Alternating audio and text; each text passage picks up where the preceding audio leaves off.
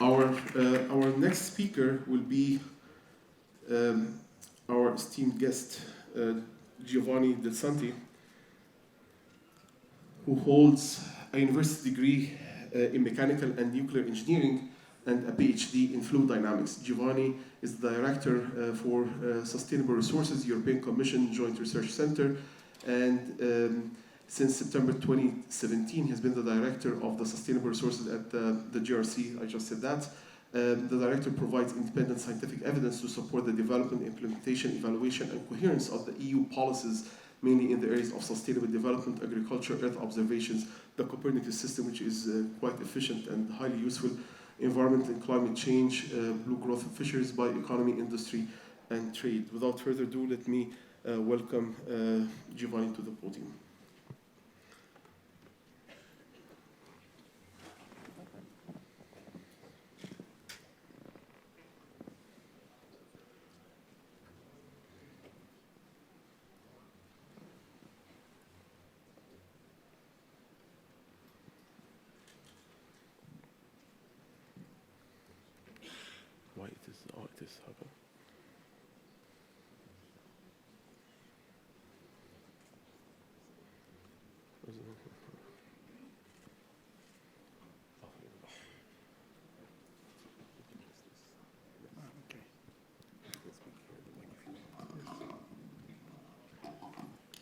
Good morning, everybody.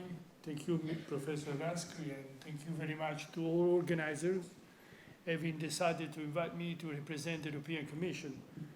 It gives me a very important chance to discuss with you the decision of the European Commission to develop a new era, a new wave of policies that should be much more integrated and effective in guaranteeing a sustainable development of our future.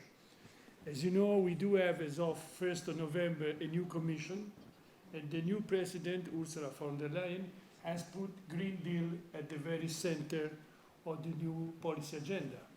Green Deal means that we need to continue to push for a better economic recovery, industrial competitiveness, human health, societal benefits, however, with the full respect of the environment.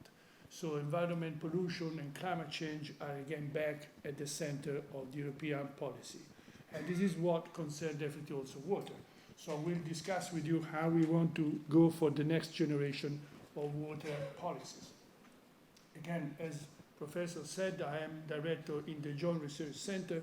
The Joint Research Center is the Directorate General that should provide the science in support of policy. So we are working together with all the other colleagues in different DGs to provide the best possible evidence, analytical science, results, now to arrive to the final decision for new directive or regulation which are based on evidence. Okay? So as you see, the very clear task of the Joint Research Center is to collect, to gather all the information developed wherever, to make a synthesis, because now with the big files, I think we have huge of data, so we need to make a synthesis, a filtering, a sense of what we collected, and to make final report for our colleagues. So it's a kind of filter from science community, so scientific community, to the political community. So it's a very clear, demanding and role. And in particular, if you look at for water, also water evolved throughout the time. No? We started with very focused, dedicated pieces of legislation addressing particular issues like protecting water against nitrates, or water, or drinking water, or bathing water, or the wastewater. However, eventually, we went for the framework directive for water, which tried to give a kind of integrated perspective, taking also into consideration the other related policies, like agriculture policies, or marine strategy framework, and even the fisheries. So after a few single focus attempts, we went for a kind of framework directive which encompassed all the other previous pieces of legislation. However, was still focused on one sector, water. So the legitimate question after 20 years is to say, was this framework water directive effective in reducing and improving the water quality and quantity, so the scarcity of water in Europe? The answer is no. If you do simply look at the left graph on quality, and you see from the color code, you see that blue correspond to the bodies that are well ecological, in well and good ecological status. The dark red is very bad ecological status. And you see that simply looking at the data provided by the single member state of Europe to the European Commission because of the Framework Directive on Water, you see that most of the bodies in the river basin in the northern central part of Europe are very much red, so which means the quality is not at the level we wanted. And if you do look on the other side, on the right-hand side, for scarcity, so is the water exploitation index, which means just the ratio between what you consume, water consumed versus water available. And usually we consider that above 40%, so 0.4, the system is considered really stressed. So whatever is blue, dark blue, and black is in a critical situation. And you simply see, as it was already mentioned by my previous speakers, in the South Europe and Northern African countries, there are many areas that are in this situation, so water scarcity and water stress. So in conclusion, after 20 years, we can say that the Water Framework Directive was not sufficient to guarantee both quality and quantity, so sufficient quantity available for water in Europe and northern countries of Africa. So this means that we need to go for something else. And this is why the European Commission wanted to go for the fitness check to see what is the main gap, what do we need to do more, how to improve the situation. And one of the key conclusions which comes, and this is the only one I want to mention to you, is that we need to go for different, as I said at the beginning, different types of policies which go across those sectors. So water should be developed with proper policies that take into account also the policies in agriculture, in energy sectors, and also for the public water supply, which are the main sector to use water. So we need to have synergetic and coherency. So we need to have, again, coherent approach towards this sector. And this is the change of respect to the past. So if you like, in the future, the European Commission wants to develop water policies together with energy, food security, so which means agriculture mainly, but preserving the ecosystems. So this new integrated approach should be much more effective. And this is also to respect and to reply to the main SDGs, so the development goals which affected no hunger, climate change, energy, and life of water, and life underwater, and life on the land. So this is the concept. We need to go for this, what we call welfare, so water, energy, food, and ecosystem. And this is the new project that the JRC has developed in support of this new trend for the European policy. So you see, if we do look at this integrated approach, you can identify some areas. So the Central Europe, the Mediterranean basin, and also the Africa in different parts. And we have basically three main questions. Now, how can we therefore optimize and try to synergize the different policies in agriculture, energy, water? First question. What's the future? If you do consider the worsening condition because of climate change, what are the challenges and threats that we have to be ready in the future in these sectors?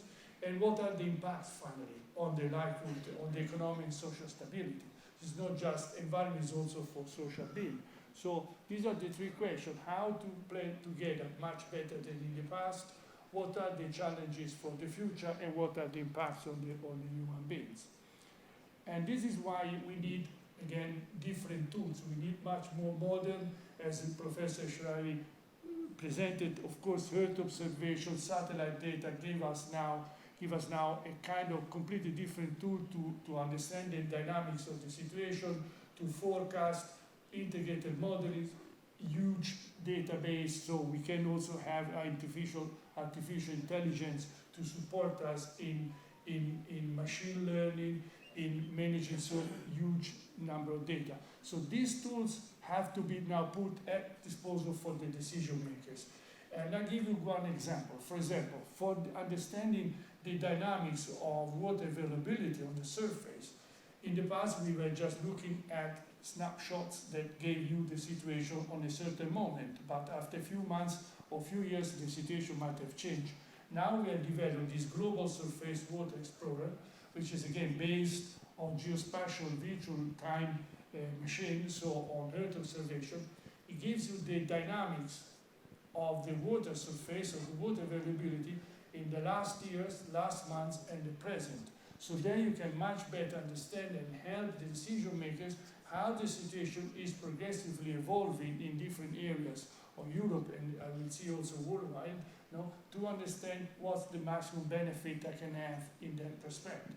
So for example, you see that we have identified in the last 30 years more than 90,000 square kilometers of water surface has disappeared, as it was already identified in the very introductory speech of this session. Most of this in the Iran, Iraq, Afghanistan areas. But there are also some opportunities. For example, this snapshot shows you the evolution of irrigated lands in the North Sinai. So there is, of course, an opportunity for agriculture which did not exist in the past. So this water surface explorer does give you the idea how the dynamics of water surface availability in different areas of the world, and therefore you can much better plan your policies. Another tool that we have developed for Europe is this MARS, which is again the available forecast of yields, crop yields production.